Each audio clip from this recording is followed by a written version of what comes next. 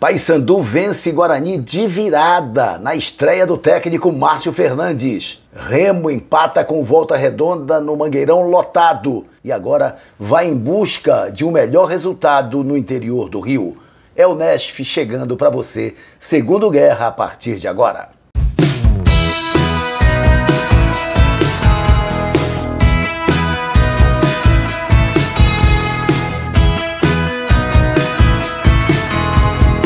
Foi um final de semana intenso para o futebol paraense. No sábado, na Curuzu, o Paysandu recebeu o Guarani.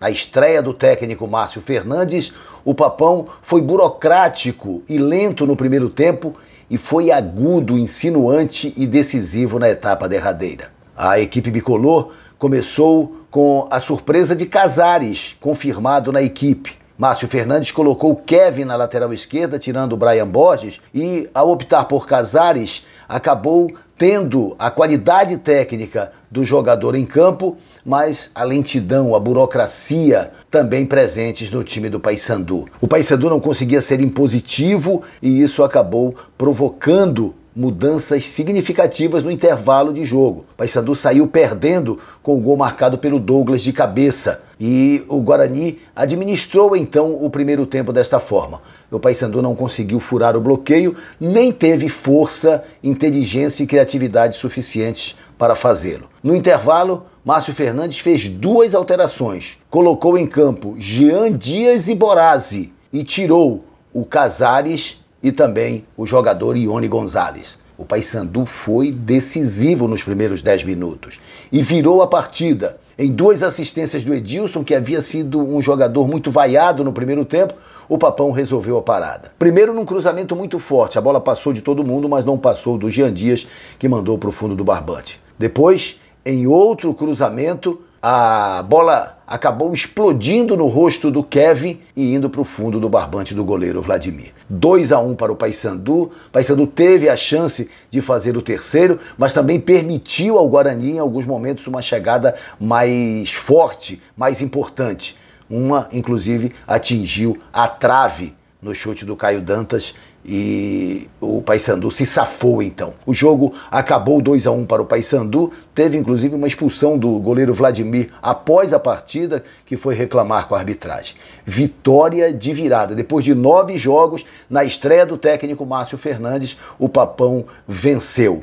Pode não ter sido uma exibição convincente, mas foi de uma entrega absoluta. E a vitória, de certa forma, trouxe paz. A gente percebeu a torcida animada ao final da partida. Um detalhe, no segundo tempo, Esni Garcia jogou por dentro, não foi o jogador aberto, não foi jogador de beirada. A estratégia que o Márcio Fernandes utilizou, então, foi aproveitar o venezuelano na zona intermediária do meio-campo e ele fez uma pré-assistência para um dos gols do Paysandu Esporte Clube. Para o jogo de quarta-feira contra o América Mineiro, que perdeu para o Santos por 2-1 em outro jogo muito tumultuado, inclusive com expulsão do técnico Lisca no final da partida, havia a possibilidade de um pênalti para o América e o VAR não confirmou, reclamação para um lado, para o outro, o Lisca acabou sendo expulso. Mas o América não perdeu nenhum jogador para enfrentar o Paysandu na quarta-feira. Aliás, aproveitando, vamos logo falar como será o Paysandu para este jogo de quarta, 21h30, no Independência contra o Coelho. A tendência é a manutenção do sistema defensivo por completo, inclusive com a dupla volância. Esta terceira linha é que está mexendo com a cabeça do técnico Márcio Fernandes.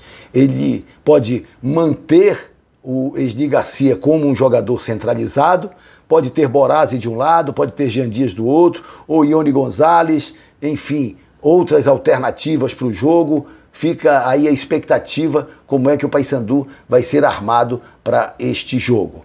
Mas esta terceira linha é que tem deixado o técnico Márcio Fernandes em dúvida para a definição da equipe. Então eu diria que o Paysandu para este jogo contra o América, o Paysandu agora é o 14º, o América é o 7º colocado.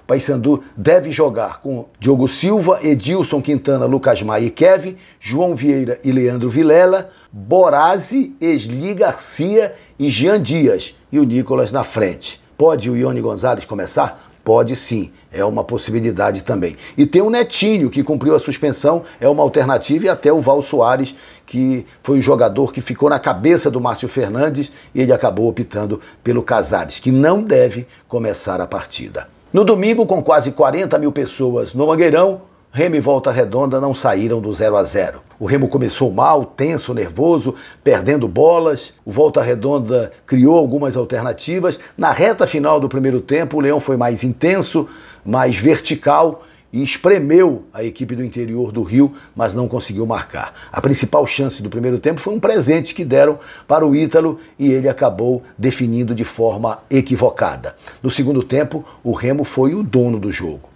Empurrou, amassou o Volta Redonda, colocou o time do Rio de Janeiro nas cordas, mas não conseguiu furar o bloqueio. Apenas num lance, um escanteio cobrado pelo Diogo Batista, a cabeçada do Pavani, a bola explodiu no travessão e o Ítalo, em impedimento, colocou para o fundo do barbante. Rodrigo Alves, quando entrou, incendiou o jogo, vários chutes de fora da área, bolas venenosas, perigosas, uma explodiu no travessão. Além da cabeçada do Pavani, que também foi no travessão, houve o chutaço de falta do Rodrigo Alves, que foi importantíssimo quando entrou, mas o 0 a 0 acabou teimosamente ficando ao final da partida. Volta Redonda e Remo lideram este grupo com 5 pontos, mas o São Bernardo, ao vencer o Botafogo, já encostou, tem 4, e agora vamos ter os jogos de volta, com o Remo já enfrentando o Volta Redonda no próximo sábado, lá no Estádio da Cidadania, em Volta Redonda. Vamos ver como é que o Remo vai se comportar.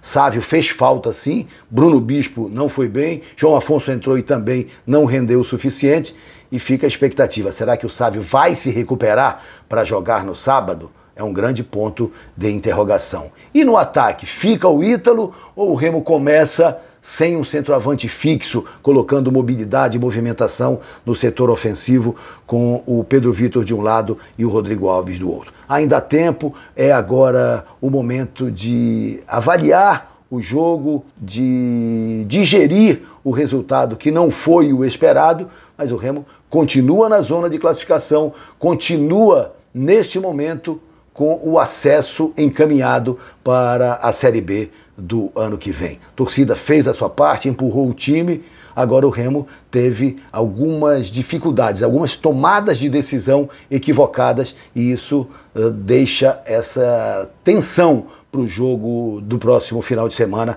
contra o mesmo Volta Redonda. Mas o caminho está traçado, o Remo segue invicto e tem 3 decisões pela frente para buscar o tão sonhado acesso. É isso, amigos. Saúde a todos. Até a próxima.